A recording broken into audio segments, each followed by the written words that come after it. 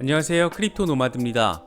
비트코인이 다시 장중 39,000달러를 반납하는 모습을 보이면서 시장에서는 역시나 극단적인 전망들이 이어지고 있습니다. 머지않아 사상 최고치를 경신할 것이다. 23,000달러까지 추락할 것이다. 이렇게 양극단으로 갈리는 전망과 분석들이 이어지고 있는 그런 상황입니다. 먼저 크립토퀀트는 비트코인의 가치가 심각하게 저평가되어 있다면서 머지않아 새로운 고점에 도달할 것이다, 이렇게 전망했습니다. 몇 가지 지표를 근거로 제시했는데 나름의 설득력을 가지고 있는 것 같아서 기대하게 만드는 부분이 있는 것 같습니다. 반면 코인데스크는 4시간 차트의 RSI 지수가 현재 과매수 상태를 보이고 있기 때문에 34,000달러를 향해 추락할 가능성이 있다라고 진단했습니다.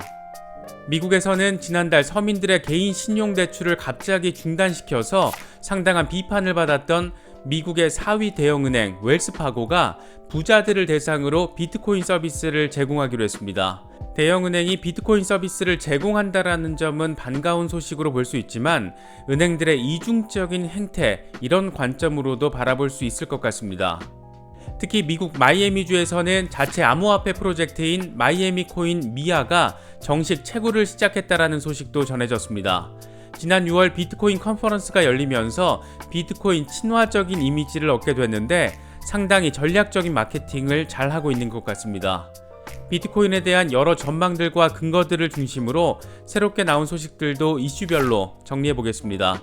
영상을 끝까지 시청해 주시면 시장을 바라보시는데 좀 더 도움이 될 수 있지 않을까 생각됩니다.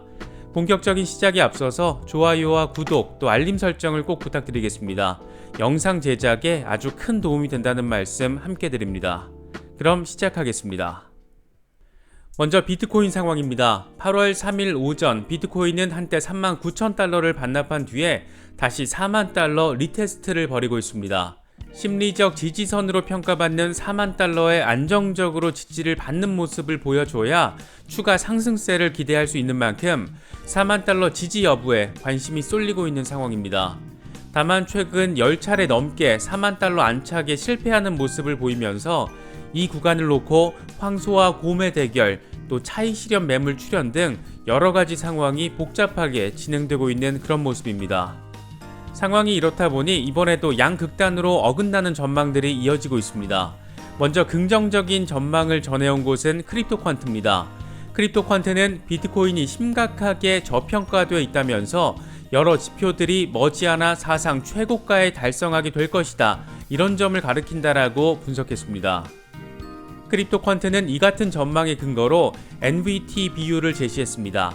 NVT는 네트워크 가치 대 거래량의 비율을 의미하는데 NVT 비율이 낮다라는 것은 거래량이 많고 성장률이 네트워크 시장 가치보다 빠르다라는 것을 의미하고, 반대로 이 비율이 크다라는 것은 현재 일일 거래량에 비해서 네트워크 가치가 고평가되어 있다라는 것을 의미합니다.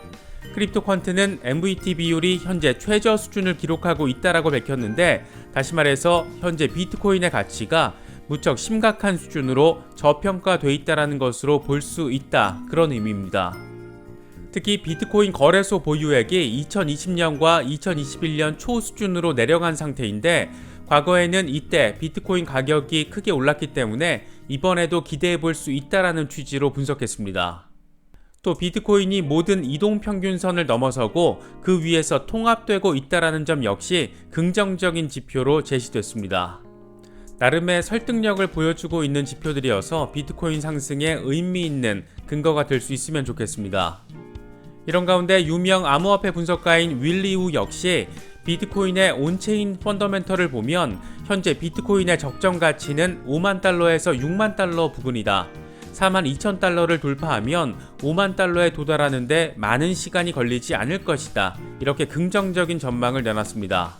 또 다른 분석가인 켄터린 클라크 역시 비트코인 가격이 42,000달러 저항선을 상향 돌파했기 때문에 단기 강세가 전망된다. 지금은 비트코인 현물을 매집하기 좋은 시기다, 이렇게 분석을 하면서 전고점인 64,000달러 돌파 이후에는 10만 달러까지 빠르게 상승할 것이다, 이렇게 강세론을 주장했습니다. 앞서 비트코인의 매수 영역이 23,000달러라고 밝히기도 했던 암호화폐 분석가 데이브 더 웨이브는 비트코인이 45,000달러 수준을 확실하게 돌파할 경우에 약세 패턴이 무효화될 수 있다고 밝혔습니다. 결국 적지 않은 분석가들이 40,000달러 지지 이후에 42,000달러 매물대를 돌파하고 나서 45,000달러 위로 올라가는 것을 비트코인 추가 상승의 전제로 바라보고 있다는 점을 느낄 수 있습니다. 반면 코인데스크의 경우에는 지난 주말 42,000달러 부근에서 차익 실현 매물이 나오면서 비트코인이 34,000달러 부근에서 지지를 받는 모습을 보일 수 있다, 이런 전망을 내놨습니다. 그러면서 4시간 RSI 차트가 과매수 상태를 보이고 있다는 점을 보면 단기의 상승 추세는 약세를 보일 수 있다라고 보도했습니다. 다시 말해서 추가 차익 실현을 위한 과매도 상태가 될 경우에 34,000달러까지 하락할 수도 있다는 겁니다. 아직 어떻게 될지는 모르겠지만 최선과 최악의 시나리오를 모두 염두에 두고서 시장 대응을 하시면 더 좋을 것 같습니다. 비트코인 컨퍼런스 개최를 통해서 비트코인 중심지로 평가받고 있는 미국 마이애미주가 자체 암호화폐 프로젝트인 마이애미 코인 미아, 우리 시간으로 8월 4일 새벽 2시부터 정식 채굴에 나서게 됩니다. 미아 토큰을 통해서 조달된 자금은 도시 인프라 확장과 행사에 사용될 예정인데, 프랜시스 수아레즈 주지사는 미아는 마이애미 발전 자금과 45만 명이 거주하고 있는 마이애미로의 이주를 장려하는데 사용될 것이다, 이렇게 밝히기도 했습니다. 미아는 스택스 기반의 시티코인 프로젝트인데 사용자는 미아 토큰 보유를 통해서 스택스나 비트코인 이자를 지급받을 수도 있는 것으로 전해지고 있습니다. 미국의 4대 대형 은행이자 대표적인 개인 신용대출 은행이기도 한 웰스파고, 지난달 갑자기 개인 신용대출 전격 중단을 발표하면서 고객은 물론 정치권에서도 엄청난 비판을 받았습니다. 갑자기 예고도 없이 마이너스 통장을 없애기로 하고 앞으로도 관련 상품을 더는 제공하지 않겠다, 이렇게 엄포를 놨던 겁니다. 서민금융에는 이렇게 다소 모렴치한 행태를 보이기도 했던 웰스파고가 이번에는 자산 100만 달러 이상 고객을 대상으로 비트코인 서비스를 제공하기로 했다는 소식이 전해졌습니다. 대형은행이 비트코인 시장에 진출한다는 점에서는 상당히 긍정적으로 바라볼 수 있는 그런 이슈지만, 돈 되는 서비스만 제공하려고 하는 이런 행태에 대해서는 비판의 목소리도 나오고 있는 그런 모습입니다.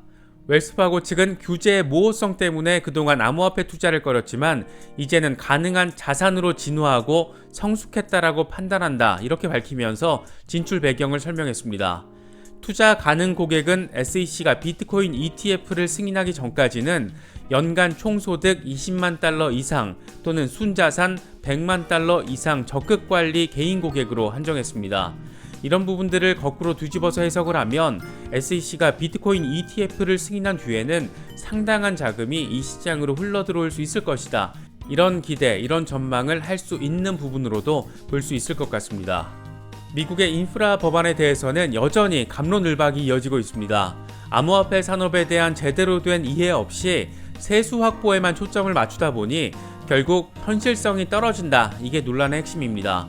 일단은 소프트웨어 개발자나 하드웨어 제조업체, 또 채굴자 등이 납세 대상에 포함되면서 논란이 됐습니다. 예를 들면 소프트월렛인 메타마스크나 수많은 콜드월렛 제조사에게 과연 세금을 부과할 수 있느냐, 이런 부분을 생각해 볼 수 있습니다. 메타마스크라는 탈중앙화 기반의 월렛을 통해서 P2P 송금을 했을 경우에 과연 이런 상황에서 어떤 방식으로 누구에게 어떻게 세금을 부과할 수 있는지 답이 나오지 않는 겁니다. 굳이 부과를 하겠다라면 이 탈중앙화 금융 자체를 중앙화로 바꿔야지 이게 가능한데, 이것 자체가 현실적인 모순을 이야기하게 됩니다. 이렇다 보니 애당초 탈중앙화에 대한 제대로 된 이해 없이 돈을 주고받고 이익이 생기면 세수를 부과한다, 이런 원칙만 들이대다 보니 결국에는 현실적으로 추진할 수 없는 정책이 나오게 된 것이다, 이런 비판이 나오고 있습니다. 결국 세수 280억 달러 추가 확보, 이런 타이틀만 강조됐던 것으로도 볼 수 있습니다. 이런 무지성 법안이 그래도 세계 최강국이라고 하는 타이틀을 아직까지는 가지고 있는 미국에서도 나온다는 것을 보면 크립토 산업에 대한 지적 이해도가 미국에서조차 얼마나 낮은지 그 수준을 엿볼 수 있는 그런 부분이기도 합니다. 연일 참 많은 소식들이 이렇게 쏟아지는 것을 보면 크립토 시장에 대한 관심도 정보에 대한 수요도 참 적지 않다라는 점을 느낄 수 있습니다.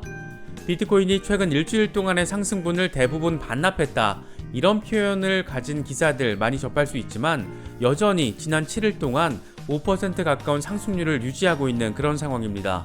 이 주관적인 표현보다는 객관적인 수치가 언제나 더 중요하다라는 점을 새삼 느끼게 됩니다. 이번에 준비한 영상은 여기까지입니다. 영상이 도움이 되셨다면 좋아요와 구독, 또 알림 설정을 꼭 부탁드리겠습니다.